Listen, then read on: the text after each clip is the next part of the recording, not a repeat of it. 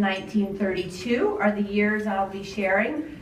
Plop, plop, fizz, fizz, Alka-Seltzer was introduced. Star Spangled Banner became our national anthem. First electric shavers went on sale. Nevada legalized gambling. Teenage girl strikes out Babe Ruth and Lou Gehrig in an exhibition game in Tennessee. 20-month-old son of Charles and Ann Lindbergh is kidnapped. The body was found a few months later. President Herbert Hoover suggests a 5-day work week. Many countries sign a peace treaty. Amelia Earhart leaves Newfoundland, first woman to fly solo across the Atlantic. U.S. federal gas tax is enacted. It was the introduction of Donald Duck and Goofy. The first Sunday game at Fenway Park. Some of you will be happy to hear that the Yankees beat the Red Sox on that game. It was also the year that the Yankees clinched their 7th American League pennant to play the Chicago Cubs in the World Series. Who knows who won that World Series? The Yankees. And there was a riot in Switzerland. Franklin Roosevelt was elected the 32nd president for the first time. In Portland history, this is a 1931 picture of the Tate House. There we go. And this was a 1931 photograph of the Kochmar organ for this postcard, but they misnamed it the Kochman organ. Kathy would never do that. This is Mary Thompson. She was married to Dr. John Thompson, who was the brother of Frederick W. Thompson, who is the great-grandfather of the Fred Thompson that we know. This Mary Thompson was well known in the community. Governor Percival Baxter appointed her to be the only woman trustee of Maine General. She served as the president of the Women's YWCA for 21 years, and she was the adopted mother of Suzanne Atwood, Rusty's mother. Adopted mother of Rusty's grandmother. Rusty's wife's grandmother. Makes perfect sense, doesn't it? You got that, didn't you? Give her the hook!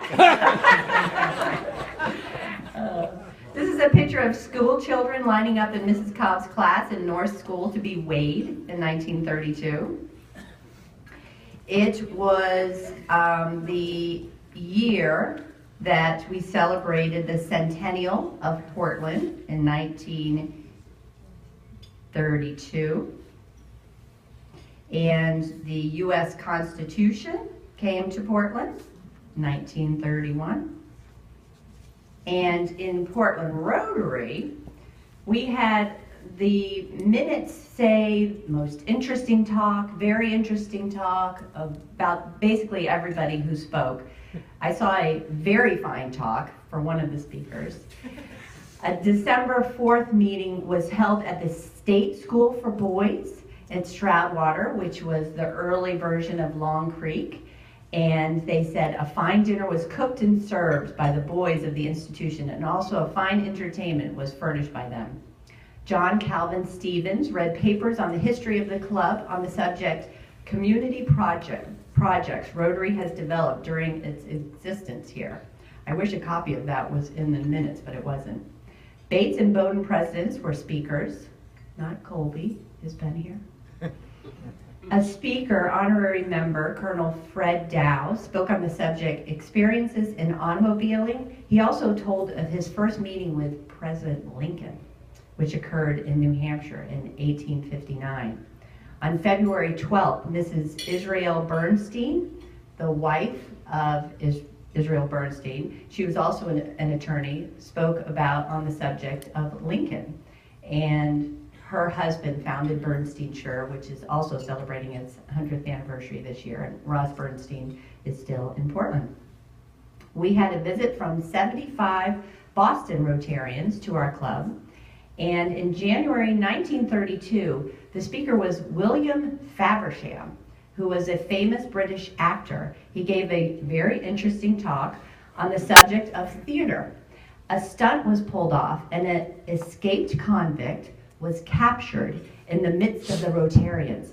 A man who said he was wanted announced himself as a visiting Rotarian, and later patrolman Luther Presley came in to demand that he be surrendered.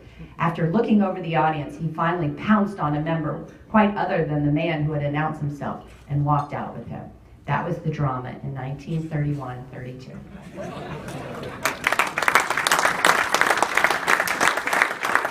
Thank you, Laura. After the meeting today, there will be a test on Russ's family tree. Okay, I believe. By the way, Laura was in the news this week. She was quoted in the newspaper. Maine Community Foundation partnering with Maine Accelerates Growth. Well done, Laura. Okay, let's have our musical moment. Meredith, I believe. I'll step up for Meredith. Okay.